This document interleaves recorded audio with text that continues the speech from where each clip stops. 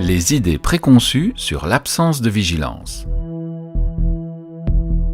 Il y a des faux amis dans cette problématique. Et donc on a tous des idées reçues, de se dire voilà, je vais boire une tasse de café, je vais mettre un peu de musique, je vais ouvrir la fenêtre, je vais téléphoner, je vais...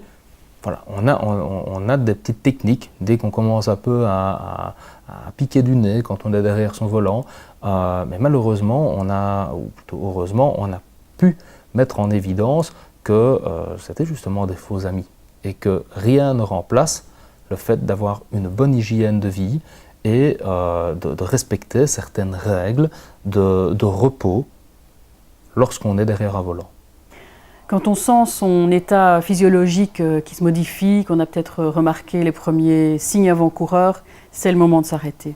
Souvent, on pense qu'une boisson énergisante ou un café pourra nous aider à tenir le coup, ou allumer la radio, ouvrir la fenêtre pour avoir de l'air frais. Ça ne sert à rien, ce sont vraiment de fausses bonnes idées.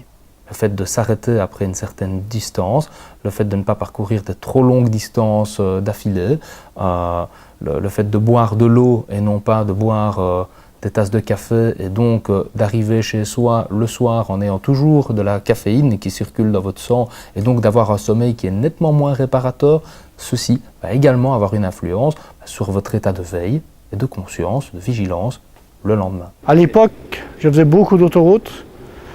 La malbouffe, le café pour tenir le coup, surpoids. Puis je suis arrivé en 1998 où j'ai arrêté l'international. J'ai repris une hygiène de vie un peu plus régulière, faire un peu de sport et j'ai perdu du poids. Et depuis, mes absences de vigilance se sont estompées et à l'heure actuelle, je n'en ai plus du tout. Les jeunes, ils consomment énormément. Nous, on est encore la génération où on consommait du café, mais ils ne consomment pas de café, ils consomment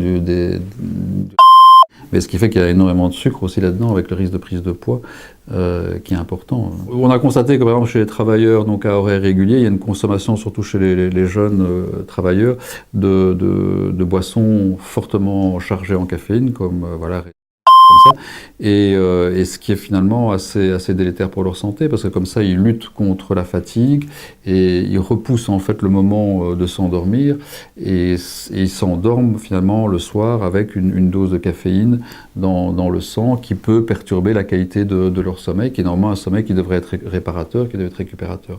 Donc finalement, ils boostent leur métabolisme qui va bien sûr s'épuiser plus rapidement. Et le sommeil qui normalement devrait être réparateur ne l'est pas parce que justement il y a toujours cette imprégnation en caféine pendant une partie de la nuit.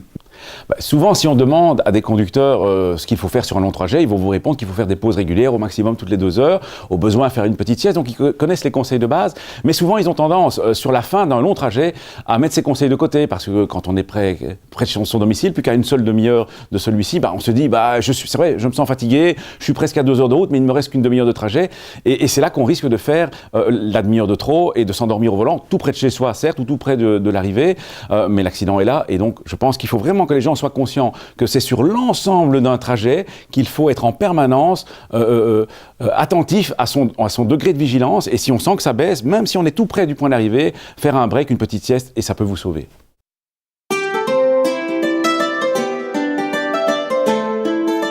Le CECOP ITSRE remercie les différents intervenants pour l'éclairage qu'ils apportent sur ce sujet.